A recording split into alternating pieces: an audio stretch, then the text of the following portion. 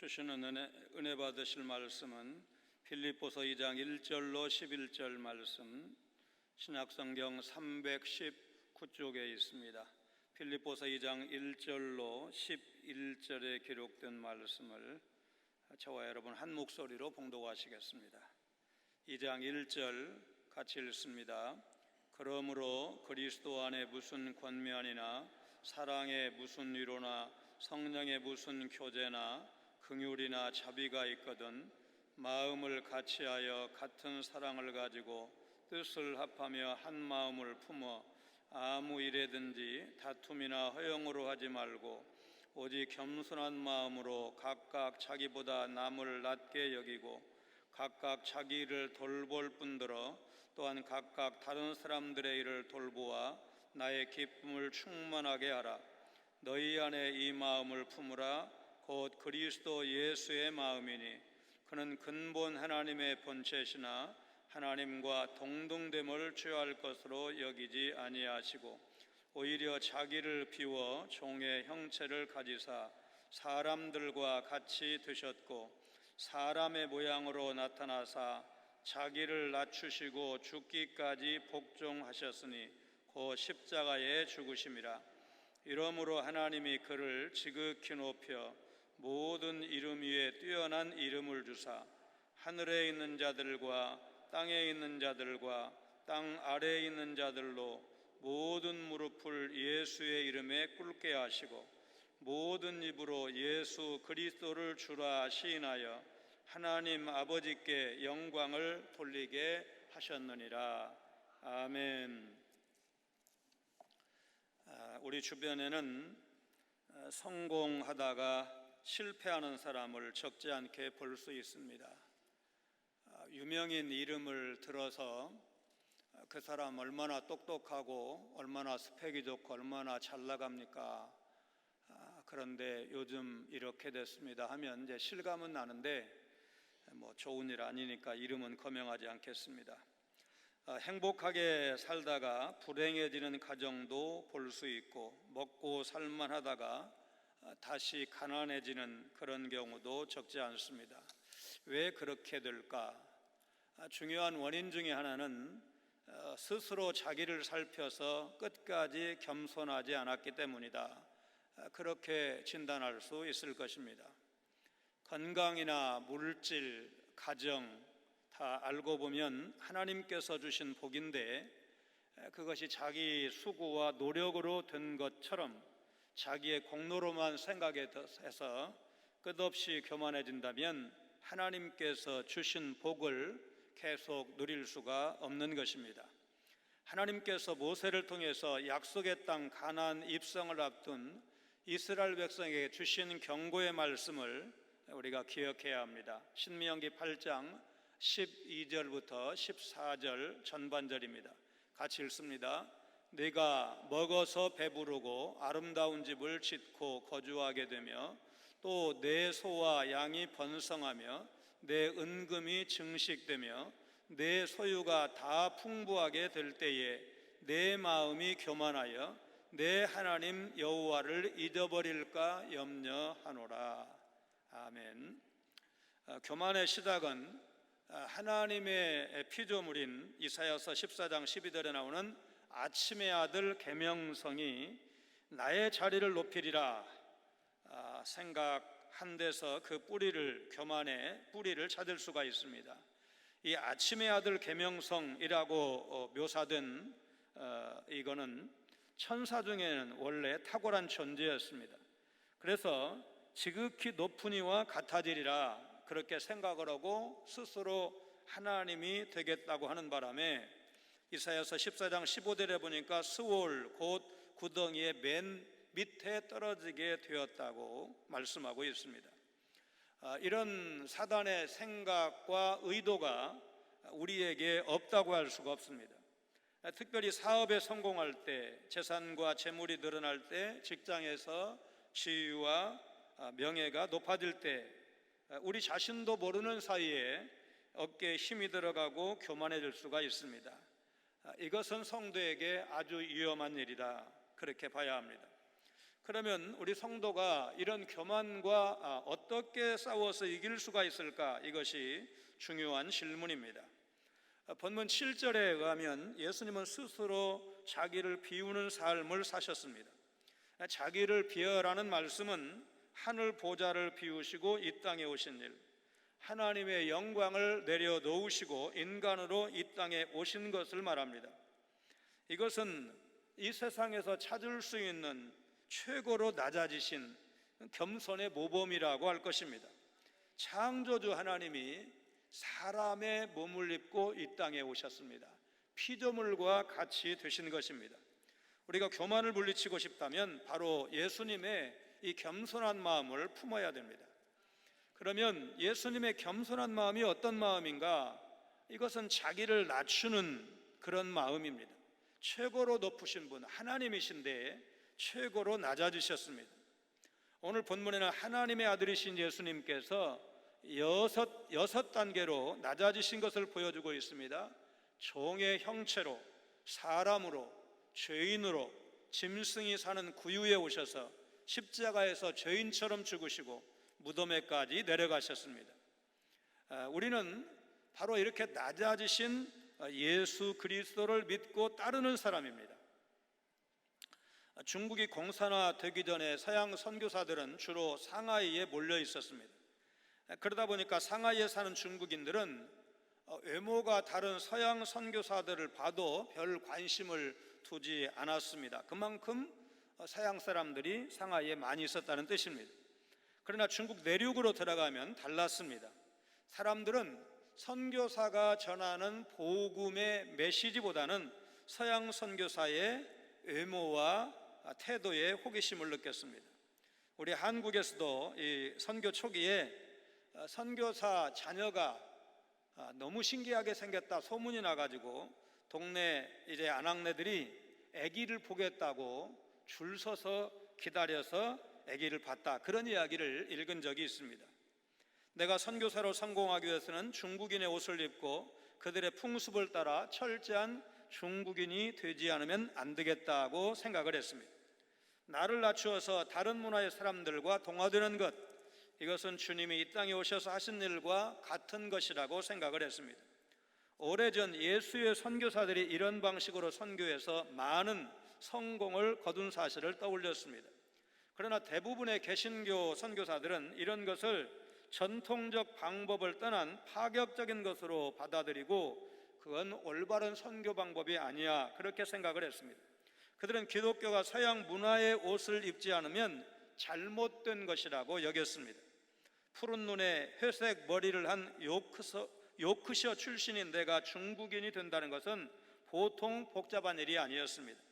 허리에 걸쳐 입기엔 너무 헐렁한 바지, 갑갑한 비단옷, 굽없는 신발 등에 적응하기도 쉽지 않았지만 중국인들 사이에 섞여 살기 위해서 검은 머리털로 바꾸는 것 역시 쉽지 않았습니다. 거기에 변발을 하는 것은 더 어려웠습니다. 변발은 만주족이나 몽골인의 이제 풍습으로 남자 머리의 뒷부분을 남기고 나머지 부분을 깎아서 뒤로 길게 따내린 머리를 말하는데, 서양인 사람인 내가 변발로 바꾸는 건 더더욱 어려운 일이었습니다. 첫 번째 염색 시도는 큰 소동만 일으키고 실패했습니다. 머리에 부은 암모니아가 살갗을 태워 하마터면 맹인이 될 뻔했습니다. 다행히 의사 선교사가 가까이 있어서 치료를 받고 다시 염색할 수 있을 만큼 회복되었습니다. 이런 실패에도 불구하고 나는 내 계획을 밀고 나갔습니다. 이번에겐 이발사에게 맡겼더니 염색이 제대로 되었습니다. 난생 처음 머리털을 밀고 밖에 나갔더니 햇볕이 따가워 견디기 힘들었습니다. 그러나 결국 이런 수고는 값진 결실을 가져왔습니다. 비록 중국인들이 보기에는 어설픈 변발을 했지만 이제 별다른 주목을 받지 않고 중국인들 사이에 낄 수 있게 되었습니다. 만약 내가 다른 중국인과 섞여 있을 때 누군가가 나를 만나게 된다면 외국인인지를 제대로 알아보지 못할 정도였습니다. 변화된 모습에 대해서 나 자신은 무척 대견하게 생각을 했지만 다른 선교사들 대부분은 불쾌감을 표시했고 골칫덩어리로 여기다가 결국은 웃음거리로 삼았습니다. 가족들도 못마땅하게 여긴 것은 마찬가지였습니다. 그러나 이제 이렇게 중국화 그런 복장을 한 덕분에 중국 내지에서 활동하는 데는 아무런 장애가 없게 되었습니다. 나와 동행하며 여행하던 윌리엄 번즈는 내가 편리하게 생활하는 것을 보고는 자신도 중국 옷을 입고 다녔습니다. 이 이야기가 누구일까요? 허드슨 테일러 선교사 이야기인데, 중국 내지 선교에 힘쓴 역사적인 사실은 중국 선교의 아버지 이렇게 알려져 있지만, 그분이 중국에 적응하기 위해서 이렇게 애를 쓴 사실은 그다지 많이 알려져 있지 않습니다. 성도가 낮아지신 예수 그리스도를 따르는 사람임에도 불구하고 보다 많은 그리스도인은 믿는 자가 되었지만, 그리스도를 믿고 낮아지기는커녕 오히려 더 높아지려고 잔머리를 쓰는 것은 아닌가, 발버둥 치는 것은 아닌가, 조용히 돌아봐야 합니다. 바울 사도는 본문 5절에서 너희 안에 이 마음을 품으라고 했습니다. 이 마음은 낮아지고 또 낮아지는 예수님의 겸손한 마음입니다. 르네상스 시대의 예술가 레오나르도 다빈치는 최후의 만찬, 여러분 많이 이제 성구사, 우리 기독교 백화점 이런 데 가면 저 그림을 많이 이렇게 표구를 해서 판매하는 걸 알고 계시고, 또 모나리자가 얼마나 이제 비싼 작품인지 알 겁니다. 그 다음에 오른쪽에 있는 인체 피레도, 이런 아주 불멸의 명화를 남겼고, 그림 외에도 조각이나 건축, 자연과학에 통달한 천재입니다. 어느 날 다빈치는 피렌체 시장으로부터 새로 지은 시청 회의실 벽에 전쟁 장면을 그린 그림을 그려달라는 부탁을 받았습니다. 열심히 구상하고 연습해서 그림을 그리기 시작했습니다. 전쟁의 비참한 모습을 사실감 있게 묘사했습니다. 어느 날 현장에 와서 시장이 싸우는 모습이 너무 실감나게 그려졌는데 좀 아름답게 그리시오라고 주문했습니다. 다빈치는 입가에 웃음을 머금을 뿐 즉답을 하지 않았습니다. 그러자 시장은 화가 났는지 이렇게 말합니다. 이쪽 벽은 요즘 유명해지기 시작한 미켈란젤로에게 맡겨야 되겠군. 당시에 다빈치는 48살이었고 미켈란젤로는 아직 25 청년이었습니다. 미켈란젤로는 시장의 부탁을 받고는 어떻게든 다빈치를 이겨야 한다고 생각했습니다. 그는 열심히 솜씨를 발휘해서 그림을 그려나갔습니다. 그러나 다빈치는 마음속에 생각한 대로 계속 연구하면서 자신의 계획대로 그림을 그려나갔습니다. 그러자 미켈란젤로는 다빈치를 비난하기 시작했습니다. 나보다 먼저 시작했는데 아직도 저 모양이군. 별로 신통치 않은데 계속 꾸물거리고만 있어. 그러나 다빈치는 젊은 화가를 비난하지 않았습니다. 어느 날 모나리자의 실제 모델인 리자 부인이 다빈치에게 왔습니다. 미켈란젤로가 선생님 욕을 하고 다닙니다. 그는 무언가 착각을 한 모양이지요. 나는 그의 실력을 알고 있어요. 그는 천재입니다. 나보다 훌륭해요. 실제로 다빈치의 말대로 나중에 미켈란젤로는 로마의 시스티나 성당에 천지창조라는 불멸의 명작과 조각 작품도 많이 남겼는데, 구약 성경의 다윗을 소재로 한 다비드, 그 다음에 이대 십자가에서 내려놓은 그 예수를 품에 안고 있는 피에타상 등을 남겼습니다. 다빈치가 제대로 인물을 알아본 것입니다. 실로 그 작품 못지않게 다빈치의 겸손함에 놀라지 않을 수가 없습니다. 오늘 우리는 하나님께서 주신 물질이나 직위 때문에 스스로 높아지려고 애쓰지 않았는지 돌아봐야 할 것입니다. 그 다음에 예수님의 마음은 자기를 정죄하는 마음입니다. 본문 2장 8절 중반절에 보니까 자기를 낮추시고 죽기까지 복종하셨으니 라고 말씀하고 있습니다. 예수님은 죄 없는 분으로서 우리 죄를 대신해서 정죄를 당하셨습니다. 베드로전서 2장 22절은 예수님을 가리켜서 저는 죄를 범치 아니하셨다고 기록하고 있고, 요한일서 3장 5절에도 그에게는 죄가 없느니라 그렇게 말씀하고 있습니다. 예수님은 죄를 지을 가능성이나 죄를 지을 수 있는 본성적 행위조차 없습니다. 그러나 그분은 우리 죄를 대속하시기 위해서 정죄의 자리에 자신을 던지셨습니다. 주님은 자신의 인격을 정죄의 자리에 두셨고, 다른 사람을 향해서는, 죄인을 향해서는 관용과 사랑과 용서의 자리에 두셨습니다. 바리새인 같은 인격을 가진 사람은 다른 사람을 정죄하고 자신에 대해서는 관용하고 사랑하고 용서하는 자리에 둡니다. 이것이 바로 교만입니다. 특별히 가난과 궁핍으로 고생할 때는 생업이 형통하고 또 직위가 높아지고 먹고 사는데 여유가 생길 때 이런 교만이 우리에게 찾아온다는 사실을 기억하셔야 됩니다. 예수님의 마음은 자기를 희생하는 마음이었습니다. 십자가의 죽으심이라. 십자가는 한마디로 희생의 대명사입니다. 어느 동네에 교회와 절이 붙어 있었습니다. 서로 영향을 주었지만 교회가 절에 주는 영향이 더 컸습니다. 스님들은 말을 하다가도 자신도 모르게 할렐루야, 아멘 소리를 곧잘 했습니다. 그 모습을 본 주지가 화가 났습니다. 그날도 교회에서 찬송을 부르고 있었습니다. 그때 주지스님은 누가 옆에 교회에 가서 조용히 좀 시키고 오라고 말했는데 아무도 나서는 사람이 없었습니다. 그래서 제일 나이 어린 스님을 지목해서 다녀오라고 했습니다. 그 순간 막내 스님이 당차게 일어서면서 이렇게 말합니다. 예 스님, 제가 십자가를 지고 다녀오겠습니다. 이 이야기는 사실 여부를 떠나서 그저 웃자고 하는 이야기입니다. 희생은 교만을 물리치는 지름길과 같습니다. 우리가 희생할 때 희생을 피할 때 교만에 빠지는데 자신의 풍요로 인해서 권리와 특권을 포기하는 것이 교만과 싸우는 것입니다. 예수님은 자신의 목숨을 우리의 죄 때문에 희생하셨습니다. 마가복음 10장 45절은 예수님이 이 땅에 오신 목적을 분명히 밝히고 있습니다. 같이 읽습니다. 마가복음 10장 45절, 인자가 온 것은 섬김을 받으려 함이 아니라 도리어 섬기려 하고 자기 목숨을 많은 사람의 대속물로 주려 함이니라. 높아지기 위해 오신 것이 아니라 우리 죄인들의 구원을 위해서 섬기기 위해서 오신 것이라고 말씀하셨습니다. 사도 바울은 로마서 5장 8절에서 같이 읽습니다. 우리가 아직 죄인 되었을 때에 그리스도께서 우리를 위하여 죽으심으로 하나님께서 우리에 대한 자기의 사랑을 확증하셨느니라. 예수님이 이제 오셔서 십자가에서 죽으신 사실을 분명하게 보여주는 하나님의 사랑을 확증하시기 위해서 예수님이 십자가 죽음을 죽으셨다고 말씀하고 있습니다. 비석을 다듬을 때마다 무릎을 꿇고 정성을 들여서 돌을 다듬는 석공이 있었습니다. 석공은 항상 땀 흘리면서 비석을 깎고 다듬었고 나중에 그 비석의 명문을 각인했습니다. 어느 정치인이 그 석공의 솜씨가 뛰어나다는 말을 듣고 찾아와서 돌 다듬는 과정을 지켜봤습니다. 한참을 바라보던 정치인이 작업을 마무리 짓던 석공에게 다가가서 이렇게 말합니다.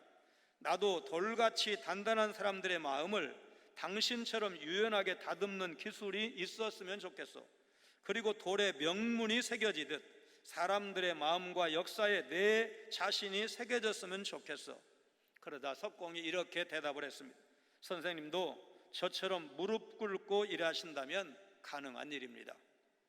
사실 예수님의 생애는 구유에서 십자가까지 전 과정이 희생의 연속이었습니다.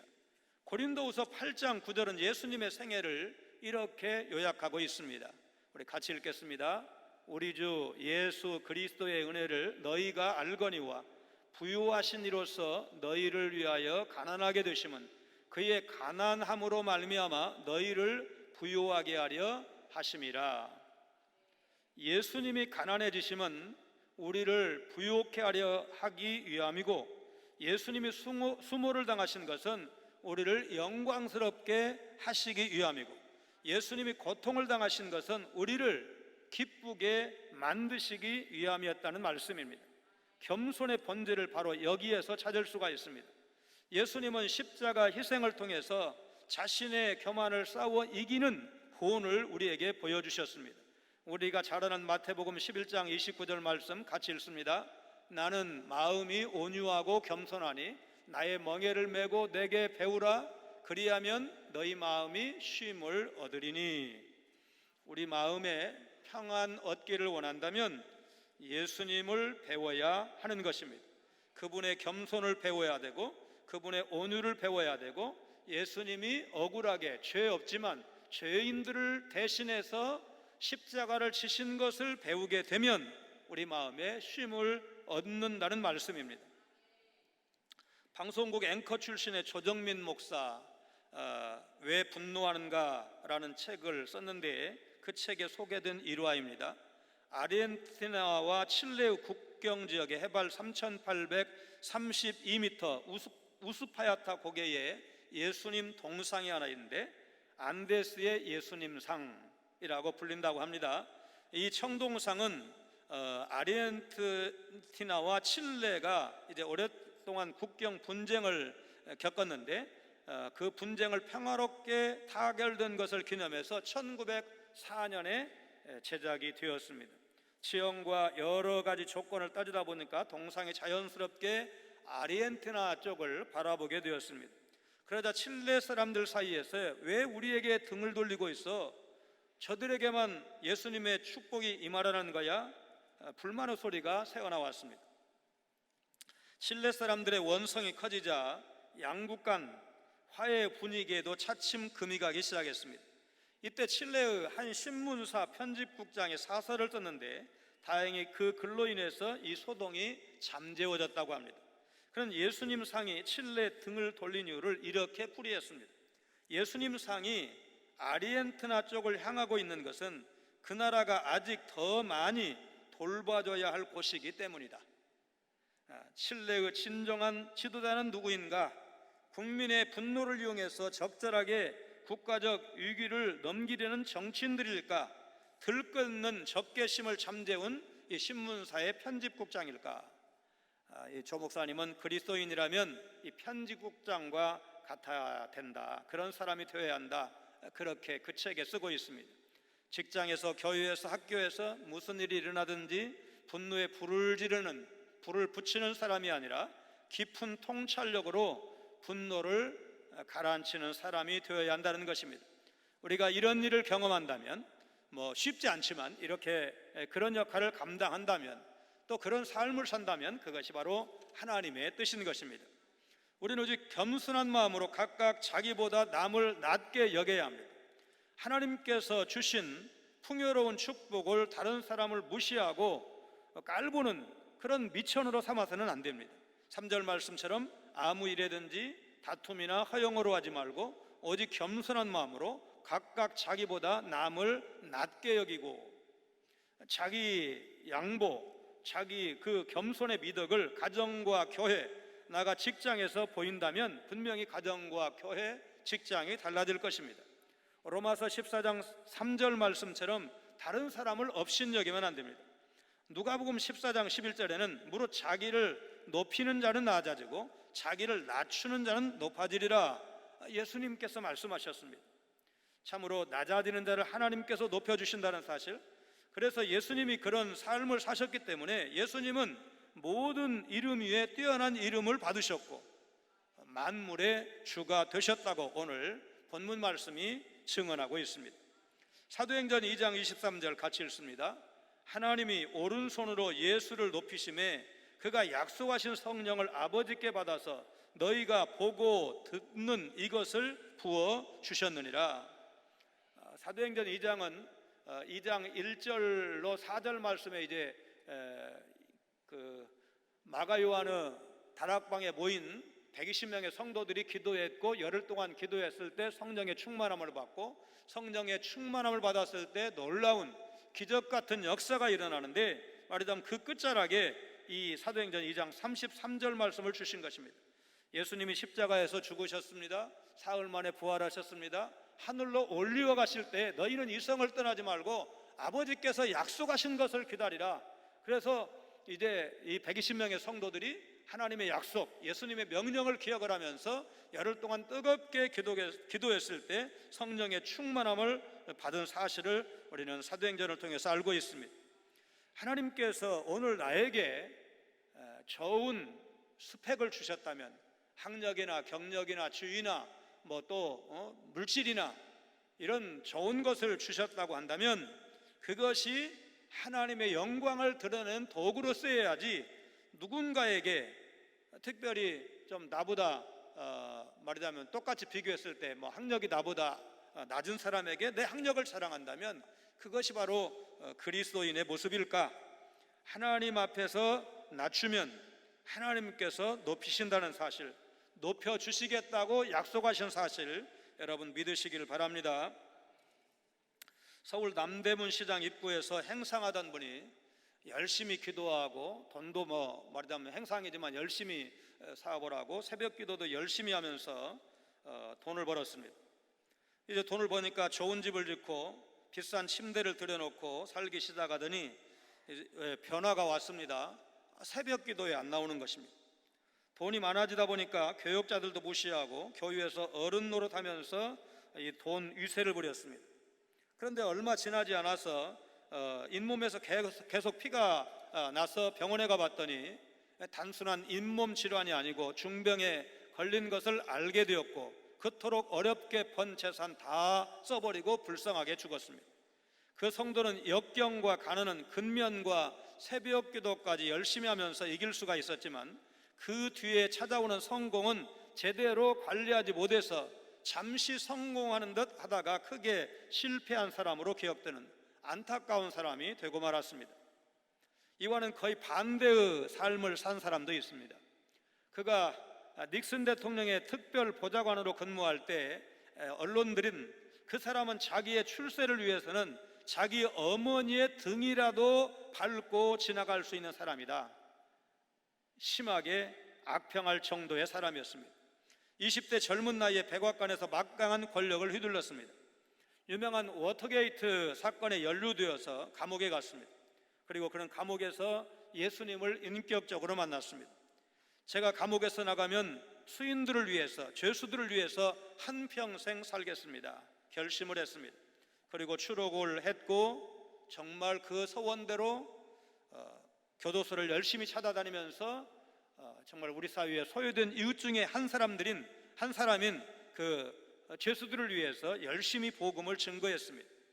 그가 종교계의 노벨상이라고 불리는 템플턴상을 수상했을 때 언론들은 현재 미국이라는 나라에 가장 건강한 사상적 영향을 끼치고 있는 저술가, 예수 그리스도의 복음을 통해서 가장 강력한 영향을 끼치고 있는 전도자, 그리고 가난하고 억눌린 사람들의 가장 따뜻한 이웃, 그가 새로운 이웃이 되어 우리 곁에 돌아왔다. 그러니까 감옥에 가기 전 이제 찰스 콜슨인데, 이 찰스 콜슨의 모습과 감옥 생활을 오래 한 것은 아닌데 2년인가 그 정도 했는데, 그 기간 동안에 변화된 찰스 콜슨의 모습이 너무나 대조적으로 변화가 되었기 때문에 그가 새로운 이웃이 되어서 우리 곁에 돌아왔다고 신문이 쓸 만큼 변화가 되었습니다. 지금도 아직 살아있고 이제 미국의 복음주의권에 큰 영향력을 행사하는 평신도 지도자입니다. 그러면 이제 그 남대문 시장에 장사하던 분 좀 비극적인 경우고, 찰스 콜슨은 젊은 날 이제 크게 성공을 하고 실패도 맛봤지만, 그러나 감옥 생활을 계기로 해서 정말로 하나님 나라의 좋은 일꾼이 된 그런 간증인데, 젊었을 때부터 은혜 받고 100살이 다 되도록 변함없이 주님을 위해서 충성하고 헌신한 사람은 빌리그람 목사님 같은 분도 생각할 수 있겠지만, 그분은 목사님이시고 평신도 지도자 중에는 카터 전 대통령을 생각할 수가 있을 것입니다. 카터 전 대통령은 아마 97세, 우리 나이로 98세가 되셨는데, 대통령 시절까지도, 이제 대통령 이전에는 자기 고향에 있었으니까 조지아주 주지사를 지내다가 1976년 대통령 선거에 당선되고 4년 동안 미국 대통령을 지내고, 이제 재선에서는 떨어졌죠. 재선 선거에서는.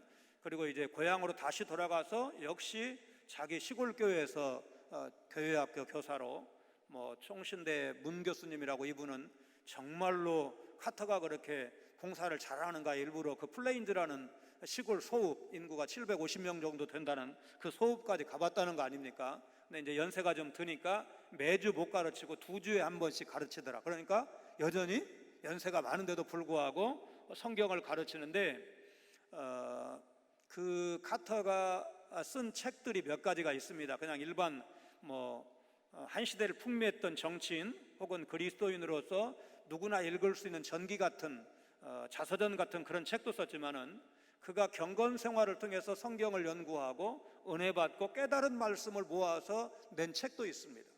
근데 그 책을 읽어보면 평신도가 이렇게 하나님의 말씀을 깊이 있게 깨닫고 또 적용하고 다른 사람에게 가르칠 수 있다는 것이 상당히 놀랍습니다. 그런데 이제 대통령이 되었을 때 미국의 대통령이 매주 워싱턴을 비우고 자기 고향까지 가서 교사를 한다는 게 어렵잖아요. 가끔 무슨 절기나 특별한 행사가 있을 때 가는 거는 갔겠지만은 매주는 갈 수가 없으니까 이제 백악관에서 몇 블록 떨어지지 않은 워싱턴 제1침례교회에 찾아가서, 이 사람 침례교인이니까 목사님에게 매주 제가 와서 성경을 가르칠 수는 없습니다. 그러나 목사님 허락해 주시면 특별반을 좀 만들어서 제가 말하자면 그 교회를 올 때는 그 특별반 성경 공부를 지도할 수 있도록 목사님 허락해 주십시오. 그래서 4년 동안 그 특별반, 성경 공부 특별반을 인도했다는 그런 이야기를 들어봤을 때, 이 사람은 정말 거의 미국 대통령 자리보다 하나님의 교회에서 섬기는 것, 특별히 나중에 믿은 사람들, 아직 성경을 제대로 모르는 사람들, 예수 그리스도를 제대로 모르는 사람들을 위해서 시간을 쪼개는 것을 대통령직 수행 이상으로 귀하게 여기는 사람이구나 라는 것을 우리에게 보여준, 한 3년 전에 암이 왔지만 그 암도 현재까지는 잘 극복한 것으로, 이미도 역대 미국 대통령 중에 최고령, 제일 나이 많은, 얼마 전에 아버지 부시가 죽었는데 아버지 부시하고 동갑인데 이분이 생일이 빨라가지고 더 고령입니다. 말하자면 더 장수 기록을 갖고 있는 그런 분인데, 이분은 젊은 날부터 은혜를 받고 그렇게 반듯하게 서서 23살에 결혼하고 해군 소위로 복무하면서 함정에서도 성경을 가르쳤어요. 그러니까 교회학교 교사로, 성경교사로 가르친 경력이 60년 이상 되는 그런 훌륭한 그리스도인입니다. 그래서 사람들이 대통령 시절보다 전직 대통령, 그러니까 대통령을 지낸 이후의 삶이 더 빛나는 사람이다. 나중에 결국 노벨 평화상을 받는데 대통령 시절에 업적으로 노벨 평화상을 받는 게 아닙니다. 대통령을 지낸 다음에 이제 분쟁 지역 이렇게 분쟁을 종식시키고 헤비타트 운동 열심히 해가지고 사랑의 집 짓기 운동하고 이런 것을 통해서 그렇게 사람들의 평가를 받은 거죠. 19세기 남아프리카의 성자다 이렇게 불리는 앤드류 머레이는 겸손이라는 책을 썼습니다. 저거는 이제 다른 분이 번역을 한 책인데, 총신대학 학장을 지내신 김이보 목사님께서 저 책을 번역을 하시고 이제 신학생들이니까 이렇게 말씀하셨어요. 교회 안에 좀 교만한 사람이 있으면 이 책 선물하시오. 당신 너무 교만하니까 이 책 읽고 좀 은혜 좀 받아야 돼. 그렇게 말해도 읽기만 하면 은혜 받는다라는 책이 이 앤드류 머레이의 겸손입니다.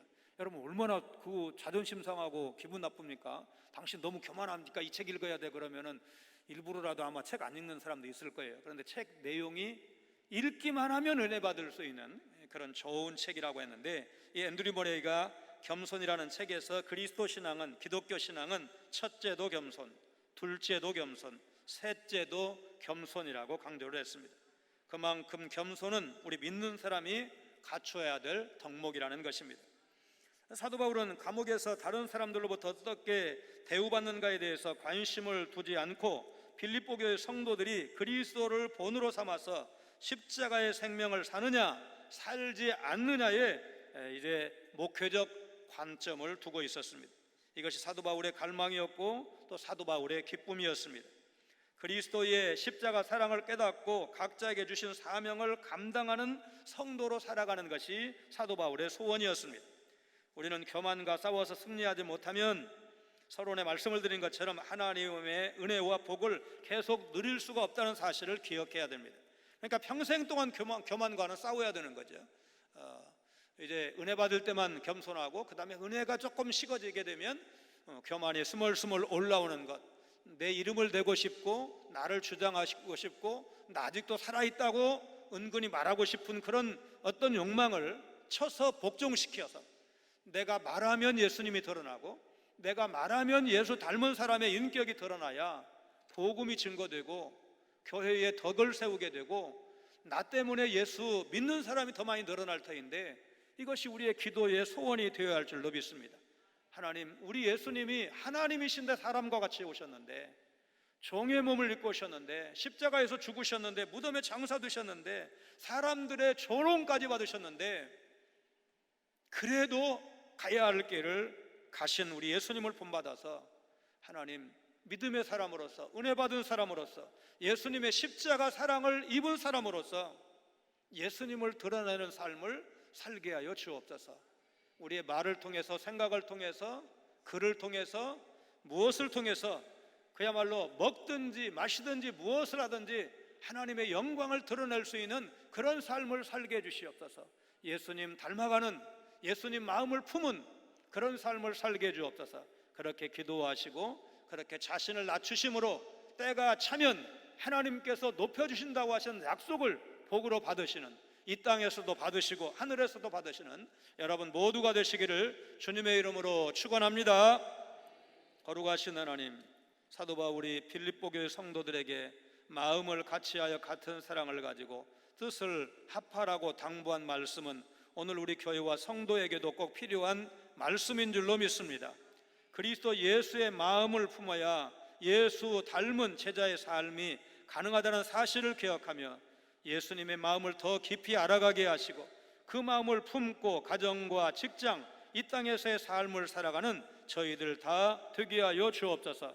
그리스도가 성부 하나님과 권능과 영광이 동등하신 분이시지만 동등됨을 취하지 아니하시고 오히려 자기를 비워 종의 형체를 가지신 사실을 마음에 새겨 다른 사람을 나보다 낮게 여기고 섬기는 삶을 살아가기를 힘쓰는 저희들 모두가 되게 하여 주옵소서. 자기를 비우신 예수님을 하나님께서 지극히 높이셨다는 사실을 기억하며 하나님 앞에서 낮추는 겸손한 삶을 살게 하시고 영원한 천국에서 상 받을 그 순간을 생각하며 믿음의 길 걸어가는 성광의 모든 식구들 다 되게 하여 주옵소서. 예수님 거룩하신 이름으로 간절히 기도하옵나이다. 아멘.